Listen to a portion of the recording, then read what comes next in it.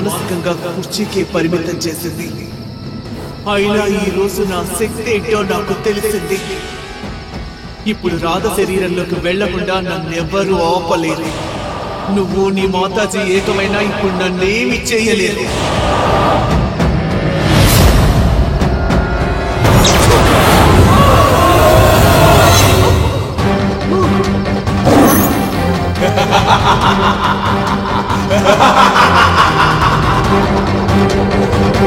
ఈ అపార్ట్మెంట్ నుంచి నువ్వు బయటికెళ్తే నిన్నెవ్వరూ ఆపలేరు.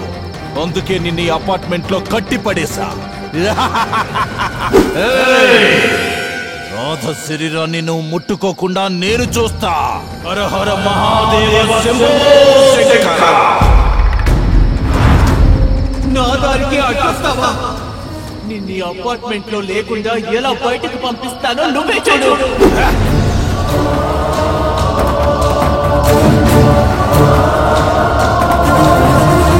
అలా ప్రమీల ఆత్మని అపార్ట్మెంట్ బయటికి వెళ్ళనీయకుండా ఆపగలిగాను.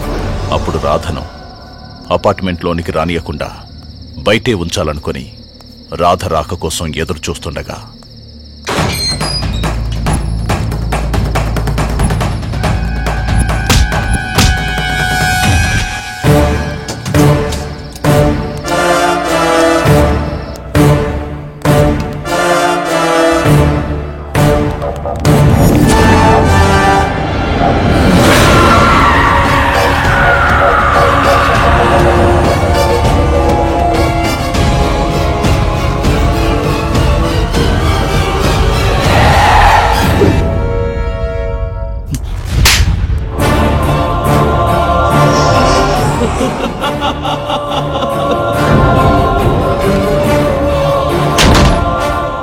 అలా రాధ చేయి పట్టుకోవలసి వచ్చింది.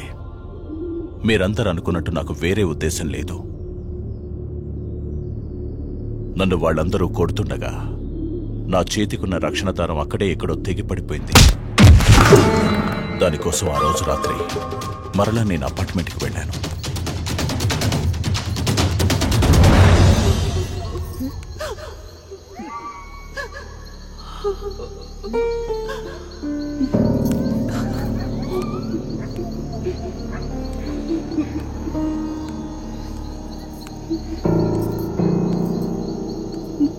ఎవరు?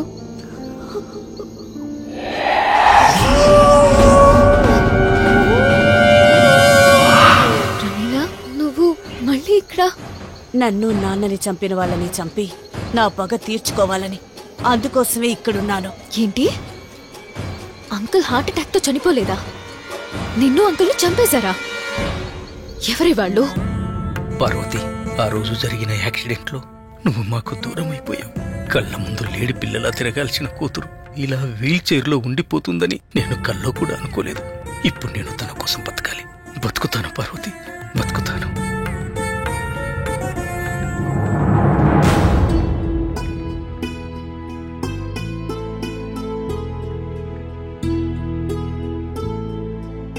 ఎలా ఉందమ్మా మన కొత్త ఫ్లాట్?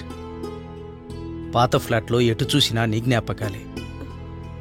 మన జ్ఞాపకాలు మనకి, మన బతుక్కి బలాన్ని ఇవ్వాలే తప్ప బాధను పెట్టకూడదమ్మా. అందుకే ఆ ఫ్లాట్ అమ్మేసి కొత్త ఫ్లాట్ కొన్నాను. ఎందుకమ్మా ఏడుస్తూ బాధపడతావు? మీ అమ్మని ప్రేమించి పెళ్లి చేసుకున్నాక బంధాలన్నీ దూరం అయ్యాయి. అందుకే అందరూ ఉన్న మనం ఎవరూ లేని అనాథలుగా మిగిలిపోయాం. కొత్తదనం కొత్త మార్పును తీసుకొస్తాయమ్మా.